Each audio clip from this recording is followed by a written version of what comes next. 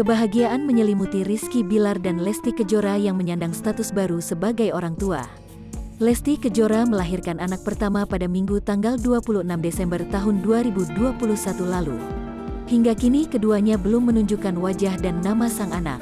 Bilar hanya menunjukkan jari tangan dan kaki di feed dan story Instagramnya. Sementara Lesti Kejora tak pernah memamerkan potret baby L Rizky Bilar sampai protes dengan sang istri. Guys, tolong DM dia supaya untuk posting foto bayi. Masa sampai sekarang nggak pernah ngepost minimal kaki, jempol, kelingking. Suruh dia posting, lupa password IG dia, ujar Rizky Bilar di Instastory, Jumat tanggal 31 Desember tahun 2021. Setelah diprotes sang suami, Lesti Kejora lantas mengunggah potret tangan buah hati tepat di hari pertama 2022.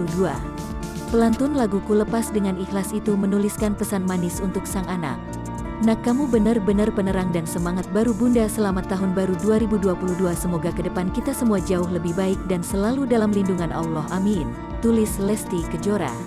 Sementara unggahan terbaru Rizky Bilar memamerkan potret keluarga kecilnya. Namun wajah sang buah hati masih belum ditunjukkan. Pemuda asal Medan itu mengucapkan terima kasih atas apa yang terjadi padanya di 2021. Tidak afdol rasanya jika tidak bikin apresiasi post untuk 2021. Terima kasih untuk tahun ini ya Allah, di mana banyak sekali cerita yang menghiasi kehidupan saya yang sekarang atas izinmu telah menjadi kami. Dan di 2021 pula, pada tahun yang sama status saya sebagai suami tidak lama berganti menjadi seorang ayah.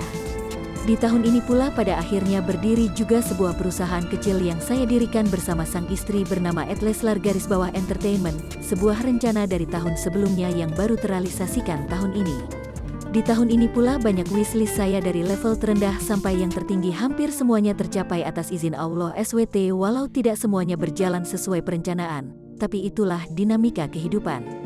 Rizky Bilar juga menuliskan harapannya di tahun 2022. Di akhir caption, pemeran sinetron Jodoh Wasiat Bapak 2 itu meminta maaf jika ada perbuatan salahnya. Semoga tahun depan masih banyak impian yang bisa saya kejar dan capai, termasuk salah satunya ingin lebih bermanfaat buat orang banyak. Bismillah, dan doa terbaik dari saya juga untuk kalian di tahun baru yang akan datang ini. Selamat tahun baru semuanya. Dengan kerendahan hati saya ingin mengucapkan mohon maaf jika terdapat tulisan-tulisan atau perbuatan yang salah selama 2021 ini. Semoga kita selalu menjadi pribadi yang lebih baik lagi, pungkasnya.